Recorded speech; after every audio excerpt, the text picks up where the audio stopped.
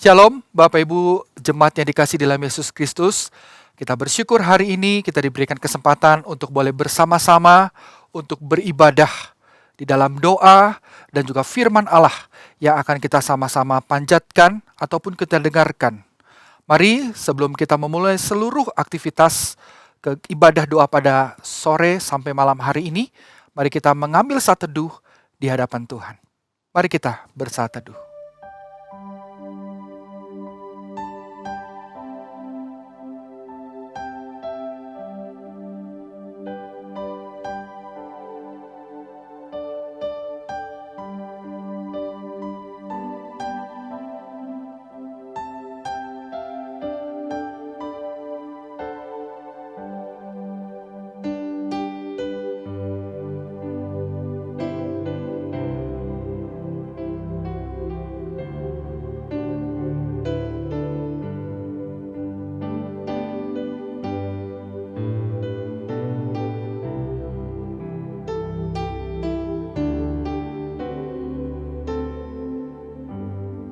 Amin. Firman Tuhan di dalam Yohanes pasal yang pertama ayat ke-14, demikian firman Tuhan. Firman itu telah menjadi manusia dan diam di antara kita. Dan kita telah melihat kemuliaannya, yaitu kemuliaan yang diberikan kepadanya. Sebagai anak tunggal Bapa, penuh kasih karunia dan kebenaran. Yohanes 1 ayat 14. Tuhan yang kita sembah telah ada sejak kekal. Ia adalah Alfa dan Omega, yang awal dan yang akhir. Namun di dalam kesempurnaannya sebagai Allah, Ia mengasihi kita yang tidak sempurna dengan kasih yang sempurna. Bukan karena kita layak, semua hanya karena anugerah semata. Karena itu marilah kita muliakan Dia, sebab besar kasih setianya bagi setiap kita.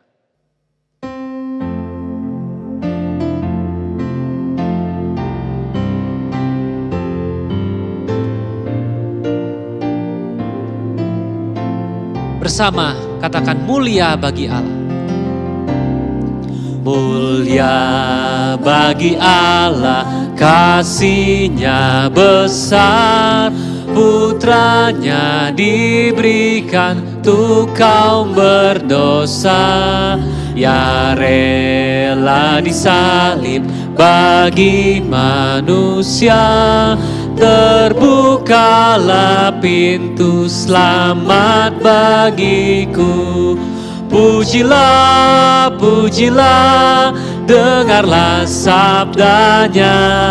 Pujilah, pujilah, umat bergiranglah menghadap Allah di antar anaknya.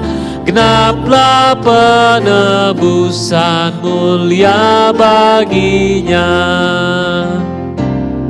Darah anaknya jadi penebusan, itu janjinya bagi yang percaya. Dan dosaku betapapun besarnya, Ia menghapus dan membasuh semuanya. Pujilah, pujilah, dengarlah sabdanya. Pujilah, pujilah, umat bergiranglah menghadap Allah di antar anaknya. genaplah penebusan mulia baginya.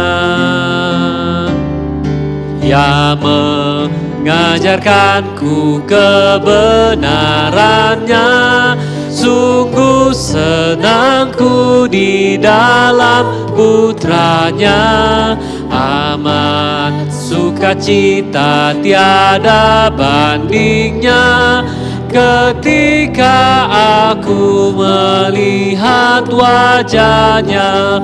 Pujilah, pujilah, dengarlah sabdanya. Pujilah, pujilah, umat bergiranglah menghadap Allah di antara anaknya. Genaplah penebusan mulia baginya. Jemaat yang dikasihi Tuhan, mari kita datang di hadapan Tuhan dengan hati yang terbuka. Firman Tuhan di dalam 1 Yohanes 1 ayat 9 berbunyi demikian. Jika kita mengaku dosa kita, maka Ia adalah setia dan adil, sehingga Ia akan mengampuni segala dosa kita dan menyucikan kita dari segala kejahatan. Karena itu, marilah di kesempatan ini kita mengakui segala dosa dan pelanggaran kita, serta memohon pengampunan daripada Tuhan dan minta kekuatan daripada Tuhan untuk menang atas dosa-dosa kita. Mari kita berdoa. Ya Tuhan, pada hari ini kami mau datang bersama untuk mengakui segala pelanggaran kami Tuhan. Untuk mengakui segala dosa kami yang kami lakukan dengan perkataan, dengan pikiran, dengan perbuatan kami. Baik itu sengaja maupun tidak kami sengaja Tuhan. Kami mohon Tuhan yang mengampuni dosa-dosa kami ini Tuhan. Kau layakkan kami Tuhan. Layakkan kami untuk datang di hadirat-Mu. Layakkan kami untuk menyembah-Mu. Layakkan kami untuk menerima kebenaran-Mu Tuhan. Dan biarlah sungguh Tuhan yang menolong kami semua di dalam keterbatasan kami ini untuk lepas dari segala keterikatan Tuhan. Kami berdoa Tuhan, kiranya Engkau memberikan kekuatan bagi setiap kami untuk menang atas segala godaan, atas segala keinginan-keinginan yang jahat yang berusaha untuk menjauhkan kami daripada-Mu. Kami tahu Tuhan, jikalau kami mengandalkan kemampuan kami sendiri, kami tidak akan mampu menang atas dosa. Tapi kami tahu, kami punya kuasa di dalam Tuhan Yesus. Tuhan sendiri yang akan memampukan kami untuk menang atas dosa. Karena itu Tuhan, inilah diri kami mau bawa hidup kami di hadapan-Mu. Kami tidak mau menyembunyikan apapun Tuhan. Sebab segala sesuatu terbuka di hadapan Tuhan. Karena itu Tuhan, kami mohon sekali lagi, Tuhan yang melayakkan kami. Tuhan yang memberikan pengampunan bagi setiap kami, jemaat-Mu ini Tuhan. Inilah doa kami. Di dalam nama Yesus, Tuhan dan Juru Selamat kami yang hidup, kami berdoa. Amin.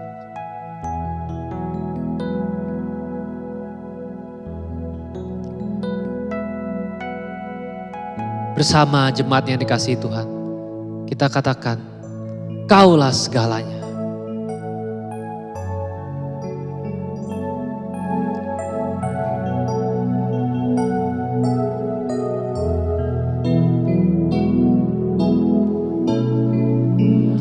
Kaulah segalanya di dalam hidupku. Kerajaan-Mu, kebenaran-Mu, itu bagianku. Kaulah yang kupandang, Kaulah yang kupandang selama hidupku. Mengasihi-Mu, memuliakan-Mu, Bapa dan Rajaku.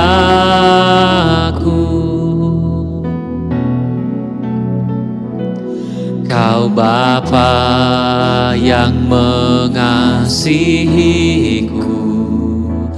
Kuasa-Mu memulihkanku, hati yang baru Kau berikan, untukku dapat melihat rencana-Mu indah bagiku. Kau ada di setiap jalanku, hatiku haus dan lapar akan Engkau. Kaulah segalanya Tuhan, Kaulah segalanya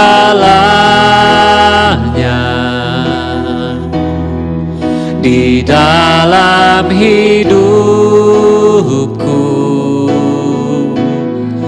Kerajaan-Mu, kebenaran-Mu, itu bagianku. Kaulah yang ku pandang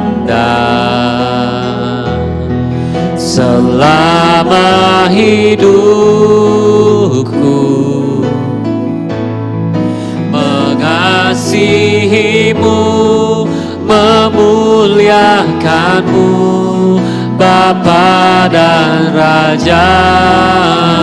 Kaulah segalanya Tuhan, Kaulah segalanya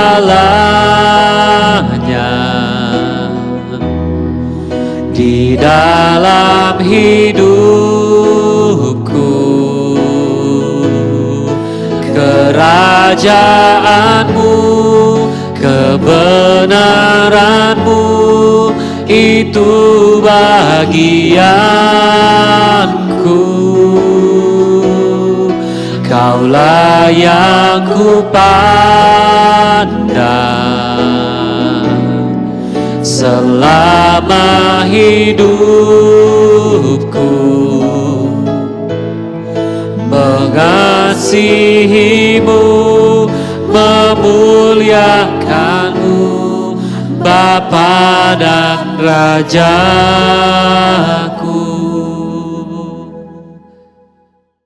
Puji Tuhan, firman Tuhan pada hari ini terambil di dalam Roma pasal yang ke-8, ayat yang ke-9 sampai dengan ayat yang ke-17. Dengan tema kita hari ini berbicara soal hidup dalam pimpinan Roh Kudus, yang merupakan satu seri kelanjutan dari pembahasan tentang surat Roma, surat Paulus kepada jemaat di Roma. Demikian firman Tuhan di dalam Roma pasal yang ke-8, ayat 9 sampai dengan ayat yang ke-17. Tetapi kamu tidak hidup dalam daging, melainkan dalam roh. Jika memang roh Allah diam di dalam kamu, tetapi jika orang tidak memiliki roh Kristus, ia bukan milik Kristus.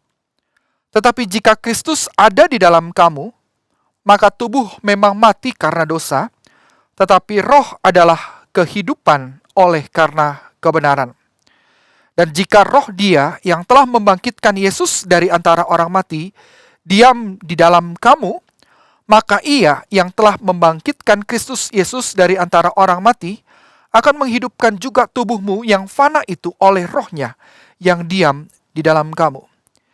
Jadi saudara-saudara, kita adalah orang berhutang, tetapi bukan kepada daging supaya hidup menurut daging. Sebab jika kamu hidup menurut daging, kamu akan mati.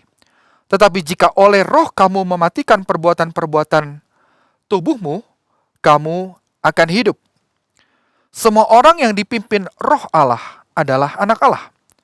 Sebab kamu tidak menerima roh perbudakan yang membuat kamu menjadi takut lagi, tetapi kamu telah menerima roh yang menjadikan kamu anak Allah. Oleh roh itu kita berseru, ya Aba, ya Bapa. Roh itu bersaksi bersama-sama dengan roh kita bahwa kita adalah anak-anak Allah. Dan jika kita adalah anak, maka kita juga adalah ahli waris. Maksudnya, orang-orang yang berhak menerima janji-janji Allah, yang akan menerimanya bersama-sama dengan Kristus, yaitu jika kita menderita bersama-sama dengan Dia, supaya kita juga dipermuliakan bersama-sama dengan Dia. Sejauh ini pembaca firman Tuhan. Sebelum kita lebih lanjut, boleh mendengarkan uraian kebenaran firman Tuhan ini, mari kita berdoa memohon hikmat dan rahmat daripada Allah Roh Kudus, sehingga firman Allah boleh memimpin bukan saja pikiran kita, tetapi hati dan kehendak kita untuk melakukan kebenarannya. Mari Bapak Ibu, Saudara dikasihi Tuhan, kita berdoa. Tuhan Yesus, kami bersyukur kalau pada hari ini kami diberikan kesempatan untuk boleh mendengarkan firman-Mu. Firman yang akan mengajak kami, Tuhan, bagaimana kami itu hidup di dalam roh. Kami tidak lagi hidup di dalam Taurat. Kami tidak lagi hidup di dalam aturan-aturan. Tetapi kami hidup di dalam roh, sehingga apa yang kami lakukan, apa yang kami perbuat, itu berkenan di hadapan Tuhan dan memuliakan nama Tuhan. Mari pimpin hamba-Mu di dalam kelemahan ini, sehingga setiap kami sama-sama boleh belajar kebenaran firman Tuhan, baik setiap kami yang mendengar ataupun juga yang menyampaikan. Sama-sama belajar firman Tuhan, sama-sama boleh diteguhkan oleh firman Tuhan, dan sama-sama boleh bertumbuh dalam kebenaran firman Tuhan. Terima kasih Tuhan Yesus, inilah doa kami, demi dan di dalam nama Tuhan Yesus kami berdoa. Amin. Puji Tuhan. Bapak Ibu Saudara yang dikasihi oleh Tuhan, sebagai manusia kita itu pasti berhadapan dengan berbagai macam aturan. Ada begitu banyak perintah-perintah yang biasanya ada di sekeliling kita. Aturan yang biasanya hadir ataupun diperdengarkan setiap kalinya, tapi kadang-kadang seringkali kita abaikan.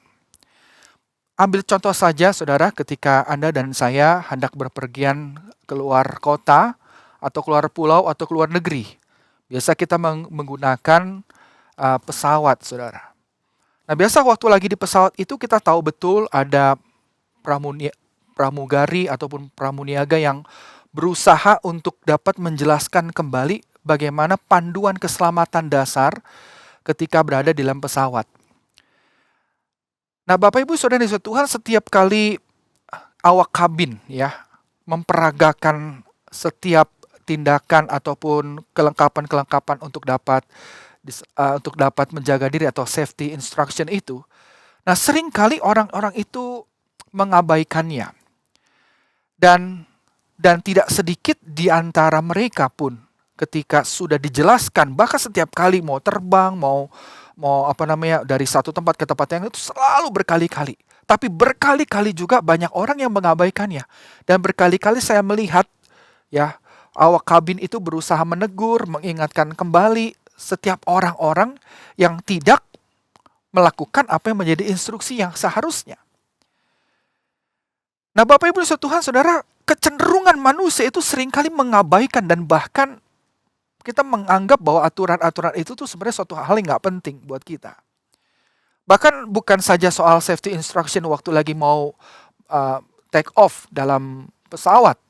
Tapi kerap kali misalnya saja kita tidak patuh dan tidak dapat melakukan apa yang menjadi bagian yang baik ketika di dalam melakukan aturan dari pemerintah. Ambil contoh juga ketika aturan larangan mudik di bulan Mei, yaitu tanggal 6 sampai 17 Mei, di mana pemerintah itu melarang ya untuk masyarakat mudik atau kembali ke kampung halaman mereka masing-masing. Nah, berbagai macam usaha, informasi, sosialisasi itu disampaikan berkali-kali. Bahkan juga dalam informasi tersebut ada sanksi-sanksi tegas yang sudah disampaikan yang akan ditegakkan oleh aparat.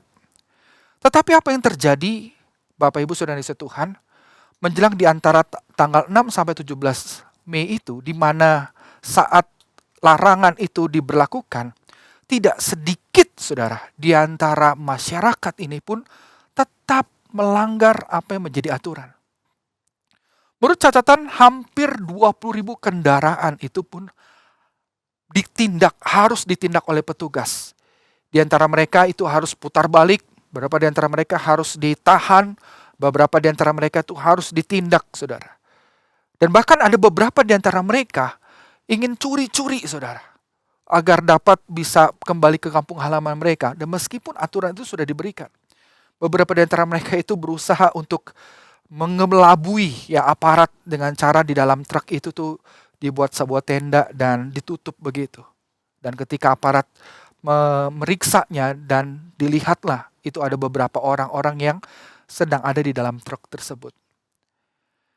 Nah, Bapak Ibu Yesus Tuhan, contoh tersebut sebenarnya menggambarkan dengan jelas betapa lemahnya manusia itu dalam melakukan apa yang benar, melakukan hal yang benar. Dan ternyata kelemahan manusia ini bukan saja pada soal aturan kehidupan sehari-hari. Kelemahan tersebut bukan hanya berbicara soal bagaimana mereka taat dalam kehidupan sehari-hari, tetapi juga mereka lemah juga, manusia lemah juga di dalam kehidupan rohani, yaitu melakukan tuntutan hukum Taurat. Nah, oleh karena itu pasal ke-8 ini tuh tidak bisa terlepaskan dari pasal ke-7, di mana Paulus menguraikan betapa rusaknya dan lemahnya manusia ketika berhadapan dengan hukum Taurat. Bapak Ibu Saudara Yesus Tuhan, memang hukum Taurat itu baik adanya. Karena hukum Taurat diberikan itu bukan untuk menghukum setiap bangsa Israel atau umat pilihan Allah. Tetapi justru sebaliknya hukum Taurat itu diberikan agar menuntun setiap hidup orang-orang pilihan Tuhan, orang-orang Israel, agar mereka hidup bagi Allah di dalam kebenarannya. Tetapi fakta yang terjadi adalah dalam surat Roma pasal yang ke-7 di sini, Paulus menguraikan bahwa hukum Taurat itu faktanya yang harusnya menuntun seseorang itu pada kebenaran, menuntun seseorang itu pada pengenalan yang benar akan Tuhan, tetapi malah justru hukum Taurat itu membangkitkan keinginan untuk dapat melakukan dosa. Di dalam Roma pasal ke-7 ayat yang ke-8 dengan jelas dikatakan, tetapi dalam perintah itu, dosa mendapat kesempatan untuk membangkitkan di dalam diriku rupa-rupa keinginan. Sebab tanpa hukum Taurat, dosa mati. Singkatnya, dari ayat ini itu mau memberitahu kepada setiap kita bahwa Taurat itu membuat orang itu tahu tentang apa yang benar, tetapi di lain pihak, pengetahuan tentang tahu apa yang benar itu malah mendorong mereka untuk melakukan apa yang salah. Orang tahu dengan Taurat, mereka tahu apa yang benar, tetapi di saat yang bersamaan, Taurat tersebut mendorong mereka untuk melakukan apa yang salah. Nggak sinkron dari apa yang diketahui dengan apa yang dilakukan. Contohnya saja, saudara, ketika ada larangan jangan parkir di sini misalnya, di salah satu jalan di kota Bandung kita, atau di tempat saudara di mana tinggal. Biasanya ada dilarang parkir di sini, malah membuat banyak sebagian orang cenderung parkir di tempat itu, saudara. Sama seperti larang mudik. Tidak boleh mudik. Justru dengan dilarang nggak boleh mudik, banyak orang yang berusaha untuk mudik, saudara. Mungkin pertanyaan begini, nah kalau begitu apakah berarti nggak perlu ada aturan saja supaya mereka juga tidak melakukan hal yang salah? Nah saudara, kalau nggak ada aturan, justru yang terjadi malah bisa lebih buruk. Alkitab dengan jelas mengatakan bahwa tanpa aturan, tanpa hukum, orang itu akan bertindak semaunya sendiri, sesuka perutnya. Karena memang zaman ini adalah zaman yang bengkok, di mana manusia tidak dapat membedakan tangan kanan dan tangan kiri. Nah pertanyaannya adalah kenapa kok sampai hal ini bisa terjadi? Taurat yang harusnya menuntun pada kebenaran, tapi membuat mereka tahu tentang benar, tapi mendorong mereka melakukan apa yang salah. Nah Roma 8 ayat yang ke-7 memberi jawaban, dikatakan dengan jelas bahwa sebab keinginan daging adalah perseteruan terhadap Allah. Karena ia tidak takluk kepada hukum Allah. Sederhananya adalah pada Roma pasal ke-8 di sini mau menjelaskan bahwa manusia yang hidup tanpa Kristus, yaitu mereka-mereka orang yang hidup di dalam daging ini, tidak mungkin mampu atau dapat hidup dan takluk pada hukum Allah. Kenapa banyak orang tahu apa yang benar, tetapi mereka tidak dapat melakukannya? Karena keinginan daging itu adalah perseteruan dengan Allah. Karena setiap keinginan daging, bahkan orang-orang yang hidup di dalam tanpa Kristus, hidup di dalam daging, tidak mungkin dapat melakukan apa yang menjadi ketetapan Allah.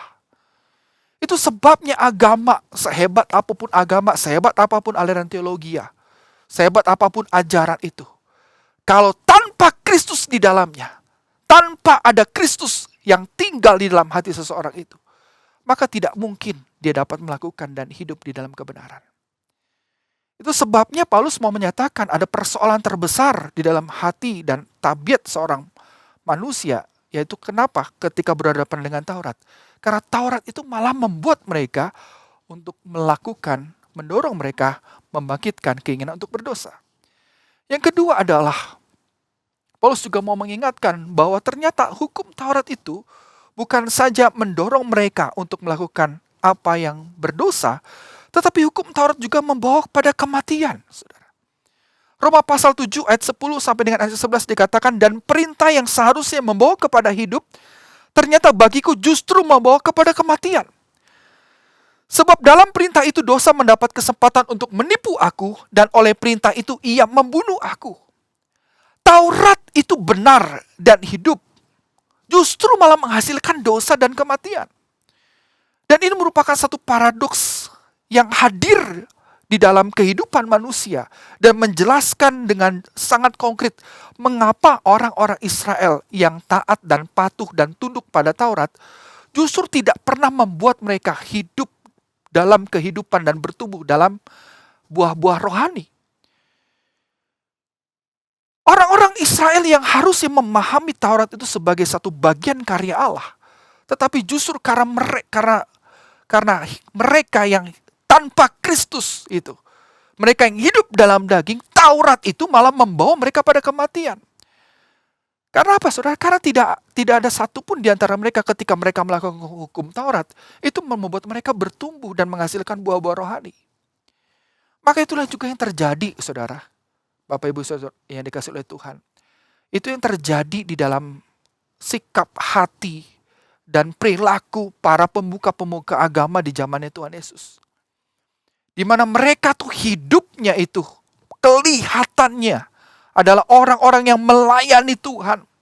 Orang-orang yang kelihatannya adalah orang-orang yang mengasihi Tuhan. Tetapi justru sebaliknya, pengetahuan, tindakan, sikap mereka di dalam melakukan hukum Taurat membuat mereka bukan semakin rendah hati dan menghasilkan buah kebenaran, tetapi malah membuat mereka tuh sombong dan merasa lebih benar dibandingkan dengan orang lainnya. Bahkan aturan Taurat, saudara, ya, seperti protokol kesehatan itu protokol Taurat yang harusnya menuntun seseorang itu pada kebenaran, malah aturan-aturan itu membatasi seseorang untuk berbuat baik kepada sesama, berbuat menghargai dan mengasihi sesama dan seterusnya. Dan itu juga yang menjadi teguran, menjadi konsentrasi pelayanan daripada Tuhan Yesus kepada orang-orang Israel yang saat itu mereka melakukan Taurat. Justru dengan Taurat mereka memisahkan diri dengan orang berdosa. Justru dengan Taurat mereka tidak bisa berbuat kasih di hari Sabat. Justru dengan Taurat itu membatasi diri mereka untuk melakukan berbagai macam hal-hal yang benar di hadapan Tuhan. Dan kenapa hal ini terjadi? Roma 8 ayat ke-6 dengan jelas dikatakan bahwa kenapa ini terjadi? Karena dikatakan jelas, karena keinginan daging itu adalah maut, tetapi keinginan roh adalah hidup dan damai sejahtera. Roma 8 ayat yang ke-6. Jadi sederhananya adalah manusia yang hidup tanpa Kristus tidak mungkin itu juga dapat menghasilkan kehidupan dan buah kebenaran. Karena orang-orang yang hidup di luar Kristus ketika berhadapan dengan hukum Taurat ini, itu membuat mereka itu terus melakukan apa yang menjadi keinginan daging. Kelihatannya mereka menjadi orang yang rohani. Tetapi justru sebaliknya mereka bukan melayani Allah, tetapi melayani diri mereka sendiri, melayani daging. Yang ketiga, saudara, kalau kita bisa melihat, Paulus di sini ternyata menegur juga dengan keras dan mengingatkan bahwa ternyata hukum Taurat itu yang harusnya menuntun orang pada kebenaran, menuntun dalam pengenalan akan kebenaran itu, malah membuat seseorang itu terbelenggu, tidak mampu mengubah seseorang itu. Roma pasal yang ke-7 ayat yang ke-21 sampai dengan ayat yang ke-26, saya akan membacakan demikian.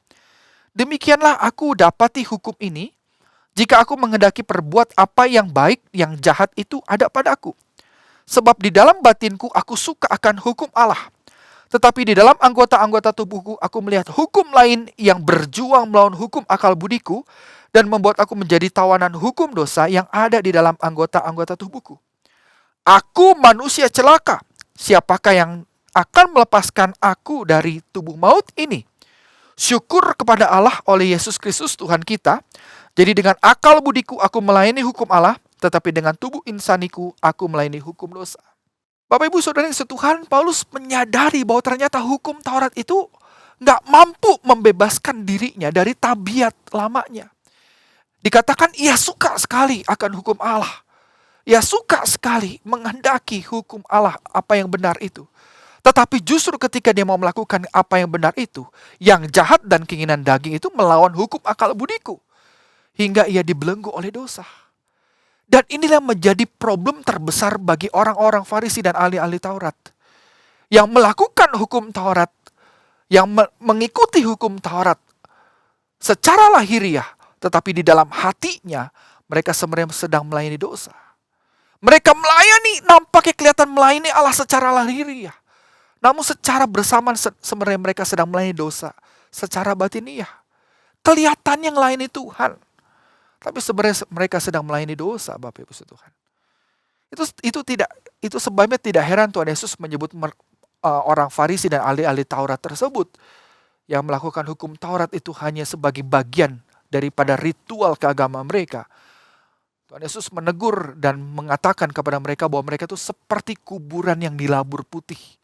Yang sebelah luarnya itu memang bersih nampaknya. Tapi yang sebelah dalamnya itu penuh dengan tulang belulang dan berbagai jenis kotoran, saudara. Oleh karena itu, saudara, kita bisa belajar, kita simpulkan bahwa manusia yang hidup tanpa Kristus, hidup di luar Kristus, hidup di dalam daging itu akan dibelenggu dengan kemunafikan rohani. Dan itu bisa saja hadir di tengah-tengah kita, saudara. Orang tersebut bisa melayani dengan luar biasa, ibadah dengan baik, melakukan berbagai macam pendalaman Alkitab.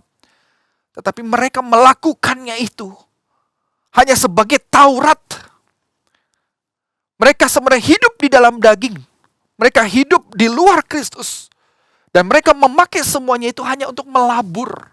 Kelihatannya rohani. Kelihatannya luar biasa. Tetapi justru sebenarnya mereka sedang melayani. Dan hidup mereka itu berada dalam keterpurukan dan kehancuran secara rohani. Oleh karena itu Bapak Ibu Tuhan tidak ingin manusia dan terutama orang percaya itu terperangkap dalam kondisi yang paradoks ini, kondisi yang unik ini, kondisi yang penuh dengan kemunafikan ini. Itu sebabnya dikatakan dalam pasal ke-8, Kristus itu hadir ke dalam dunia ini untuk menjadi manusia, menjadi daging.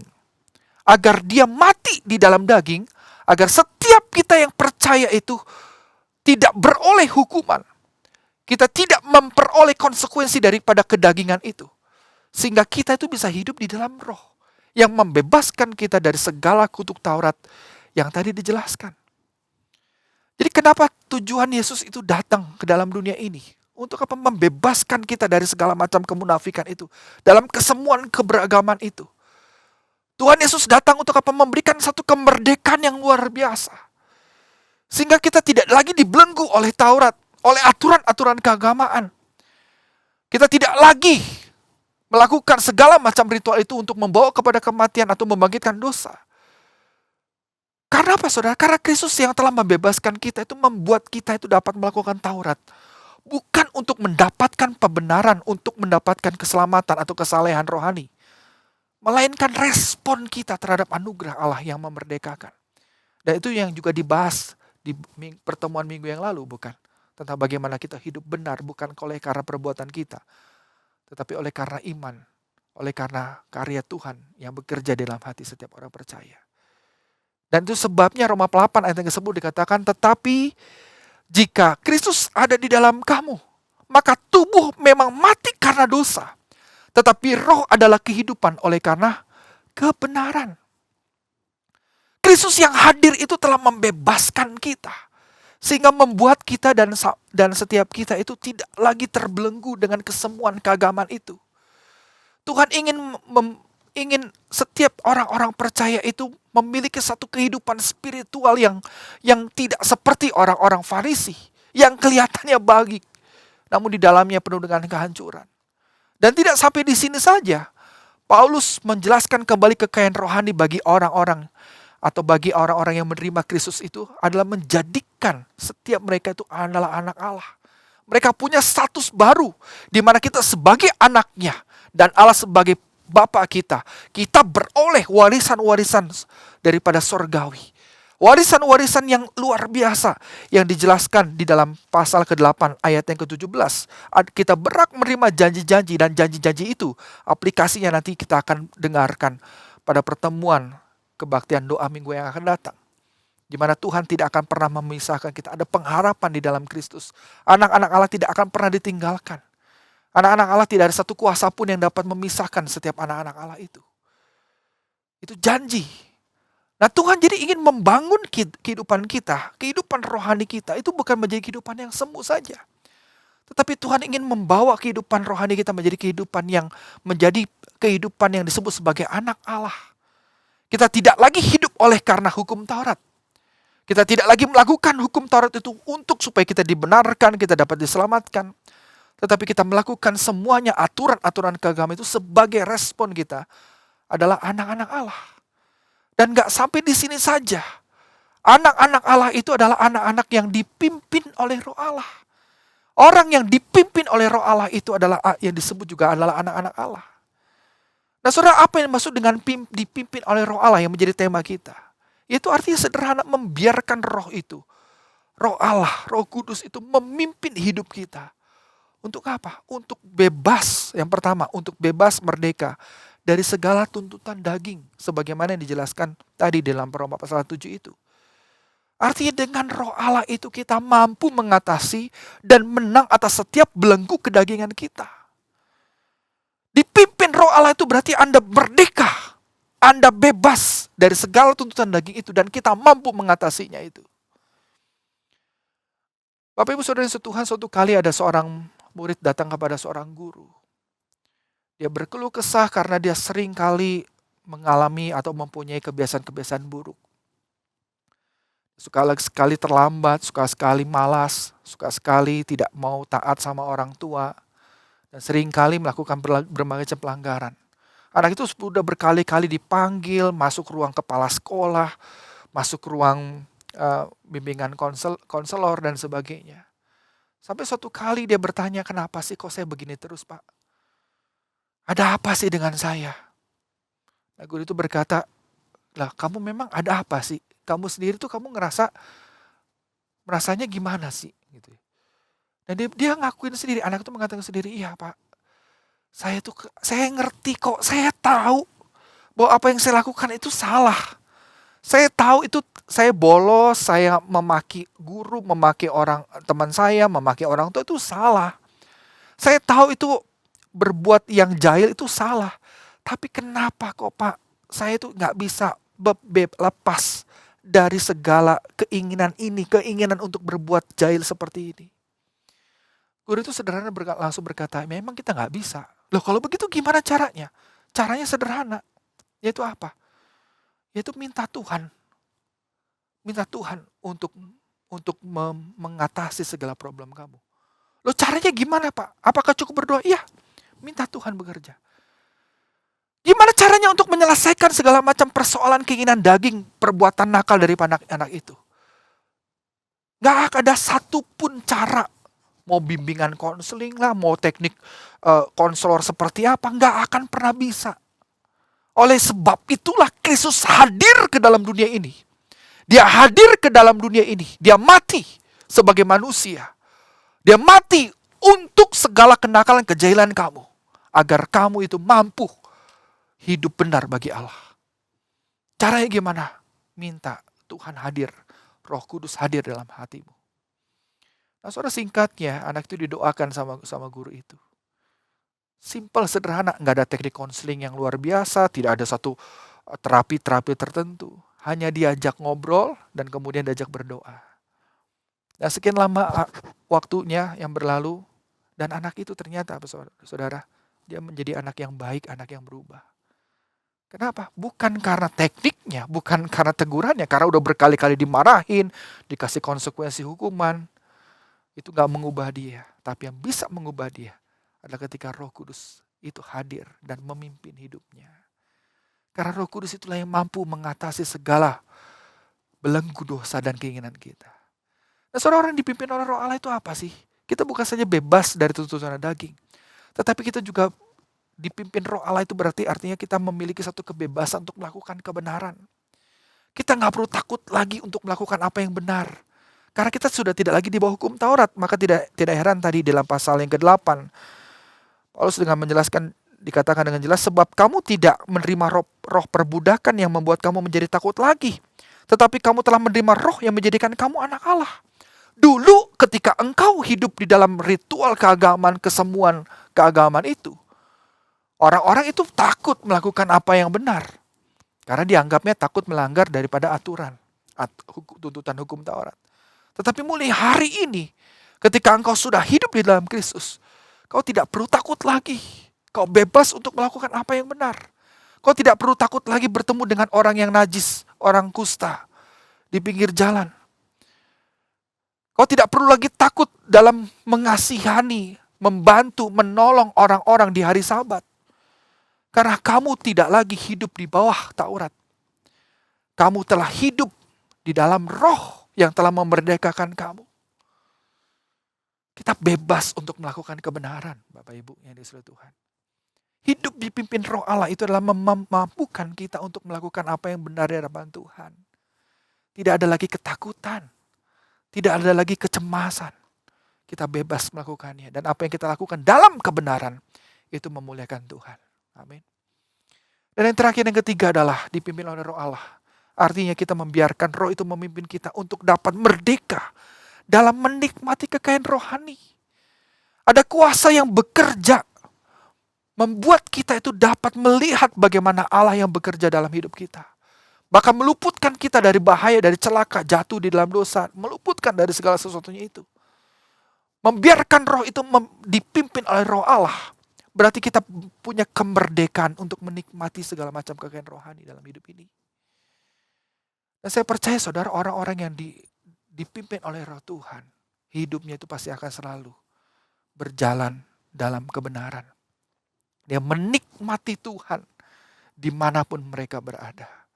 Ketika di sekolah, ketika dalam bekerja, ketika menghadapi suasana yang tidak enak ini, dia dapat tetap menikmati kekayaan rohani karena kita memiliki kebebasan di dalam Tuhan, Roh yang memimpin kita. Oleh karena itu Bapak Ibu yang Tuhan, kalau Yesus telah mati menyelesaikan hukum Taurat, sehingga kita itu bisa hidup di dalam Roh. Pertanyaannya hari inilah, sudahkah kita sungguh-sungguh membiarkan Roh Kudus itu memimpin hidup kita? Sudahkah Roh Kudus itu, kita membiarkan Roh Kudus itu memimpin kita untuk dapat mengalahkan segala keinginan-keinginan daging kita? Sudahkah sungguh-sungguh Anda dan saya hari ini membiarkan Roh Kudus menuntun kita untuk dapat merdeka melakukan apa yang benar di hadapan Tuhan. Bebas untuk melakukan yang benar di hadapan Tuhan. Dan sungguh-sungguh membiarkan Roh Kudus itu memimpin kita untuk menikmati kekayaan rohani yang ada di dalam, yang Tuhan sediakan dalam kehidupan kita.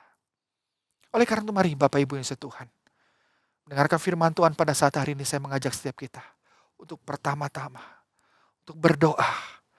Kita merendahkan hati di hadapan Tuhan, memohon Roh Kudus dapat menuntun hati dan pikiran kita. Agar kita tidak lagi menjadi orang-orang yang takut, orang-orang yang semu.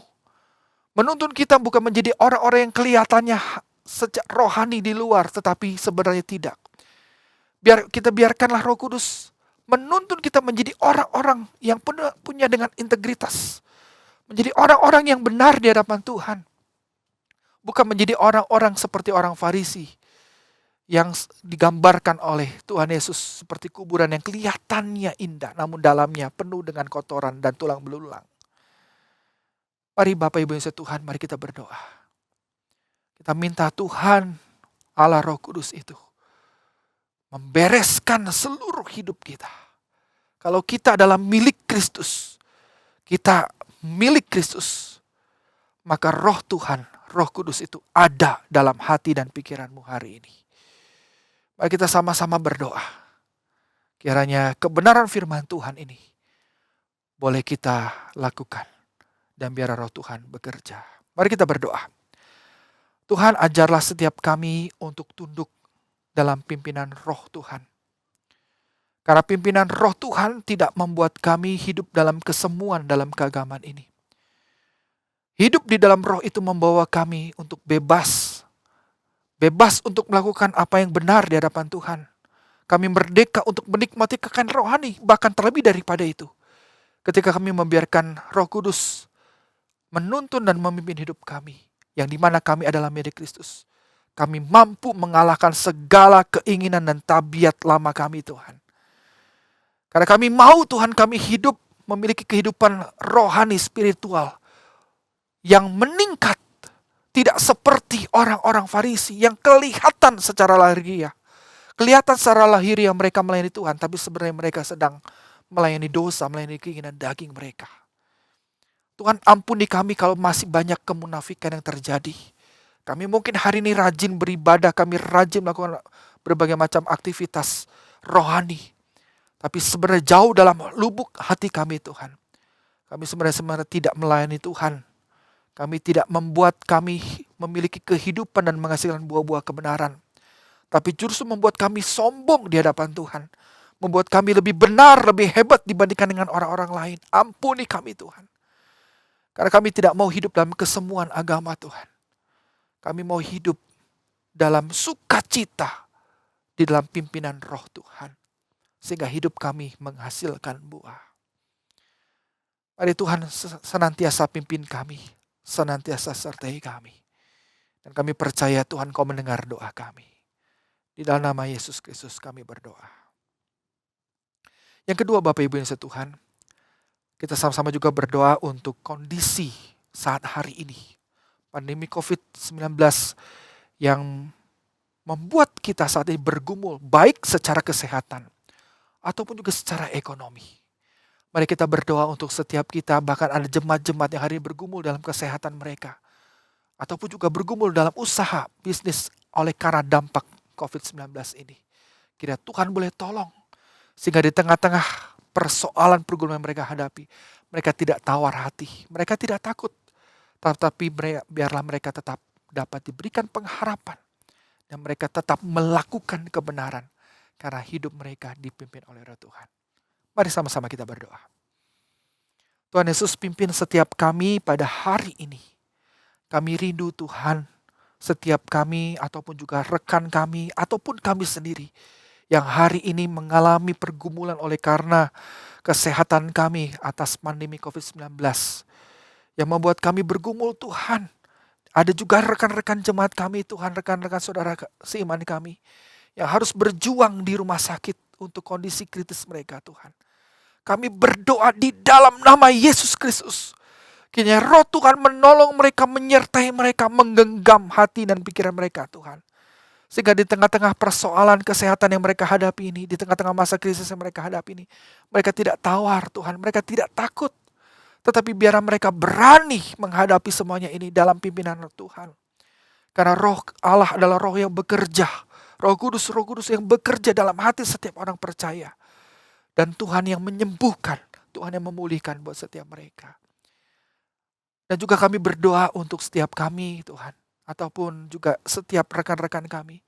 Yang oleh karena pandemi ini membuat kami bergumul oleh karena usaha pekerjaan kami. Tidak sedikit di antara kami, Tuhan, yang harus berjuang untuk mencukupi kebutuhan keluarga. Yang harus Tuhan berjuang untuk tetap dapat membuat keluarga itu dengan baik. Kami berjuang, Tuhan, di tengah-tengah situasi ini yang tidak menentu ini. Oleh karena itu Tuhan, pimpin setiap kami, Tuhan. Pimpin setiap jemaat, Tuhan. Agar di tengah-tengah masa pandemi ini, di tengah-tengah kesulitan yang terjadi saat hari ini, mereka tetap berharap kepada Tuhan. Mereka tetap berani untuk dapat menghadapi semuanya ini dalam pimpinan Tuhan. Dan jangan membuat mereka, Tuhan, Jauhkan mereka Tuhan dari segala tindakan-tindakan yang cemar, tindakan-tindakan yang penuh dengan kedagingan. Biarlah Tuhan di tengah-tengah pergumulan yang dihadapi ini tidak membuat mereka cemas, tidak mereka kehilangan akal budi, tetapi mereka punya harapan dan kekuatan di hadapan Tuhan. Pimpin Tuhan, biarlah Roh Kudus memimpin mereka dan memimpin setiap kami, sehingga kami tetap berjalan dalam kebenaran, di dalam firman Allah, sebagaimana yang kami dengar. Terima kasih Tuhan Yesus, inilah doa kami. Demi dan di dalam nama Tuhan Yesus Kristus, kami berdoa. Yang ketiga, Bapak Ibu yang disayang Tuhan, mari kita berdoa untuk pemerintah yang berusaha semaksimal mungkin untuk dapat mengatasi pandemi COVID-19 di negara kita. Yang hari ini dalam rasio yang cukup memuncak, yang cukup tinggi sekali, banyak penderita-penderita yang terpapar COVID-19. Kita berdoa untuk program pembatasan sosial yang terjadi di Pulau Jawa selama 2 minggu. Kiranya boleh berjalan dengan baik dan pakai pemerintah untuk terus menyuarakan protokol kesehatan dan terus mengatasi sehingga pandemi ini boleh diselesaikan dengan baik. Mari sama-sama kita berdoa untuk pokok doa yang ketiga ini. Mari kita berdoa. Tuhan, kami juga berdoa menyerahkan untuk pemerintah kami. Kami bersyukur untuk pimpinan, untuk presiden dan wakil presiden bersama dengan jajarannya, yang secara khusus selama 2 minggu di awal bulan Juli ini Tuhan, melakukan satu pembatasan sosial Tuhan, agar setiap masyarakat itu tetap dapat terjaga kondisi kesehatan mereka dan menghentikan penyebaran infeksi virus COVID-19. Tuhan, kami menyerahkan juga untuk masyarakat agar di tengah-tengah masa pembatasan sosial ini Tuhan, mereka tetap taat, melakukan itu dengan tertib, melakukan itu dengan patuh, sehingga program pemerintah ini dalam mengatasi pandemi ini boleh dilaksanakan dengan baik dan setiap kami masyarakat boleh terbebas dari virus COVID-19. Tuhan, kami menyadari kami lemah terhadap aturan, kami lemah terhadap larangan Tuhan. Tetapi biarlah Roh Tuhan bekerja di tengah-tengah bangsa ini Tuhan. Membuat mereka sadar Tuhan, celikan mata hati mereka agar mereka mau tunduk dan patuh. Karena sebagaimana firman Tuhan mengatakan bahwa negara, bangsa di mana Tuhan menetapkan itu adalah perwakilan daripada Engkau. Tuhan berbicara memakai negara untuk menyatakan kehendak-Nya. Oleh karena itu Tuhan, jalikan hati, lembutkan hati setiap bangsa dan masyarakat Indonesia ini, agar mereka tetap melakukannya, setiap protokol itu dengan baik, dan mereka mau mengikuti setiap aturan-aturan dengan bijaksana, dengan takut, dan dalam kebenaran. Dan pakai gereja Tuhan untuk terus menyuarakan hal ini, untuk terus Tuhan mendoakan dan ikut berpartisipasi untuk dapat menyelesaikan program pemerintah ini, pembatasan sosial ini. Sehingga setiap kami dapat sekali lagi terbebas dari pandemi yang membuat setiap kami bergumul ini. Terima kasih Tuhan Yesus. Inilah doa kami. Kami percaya Tuhan bekerja. Kami percaya Roh Kudus memimpin baik gerejanya atau juga bangsa ini. Di dalam nama Tuhan Yesus Kristus kami bersyukur dan kami berdoa. Amin. Puji Tuhan, mari Bapak Ibu, saya undang setiap kita untuk berdiri dan mari kita akhiri ibadah doa malam hari ini dengan menerima berkat daripada Tuhan. Kiranya kasih karunia daripada Allah Bapa, penebusan di dalam Yesus Kristus, kekuatan penghiburan dari Allah Roh Kudus menyertai, memberkati, melingkupi setiap engkau dimanapun engkau berada. Mulai dari hari ini sampai Maranatha, Tuhan datang kedua kalinya. Serta menuntun setiap engkau, hidup engkau dalam pimpinan Roh Tuhan. Amin. Silakan duduk, silakan mengambil satu di hadapan Tuhan. Ibadah doa malam kita telah selesai.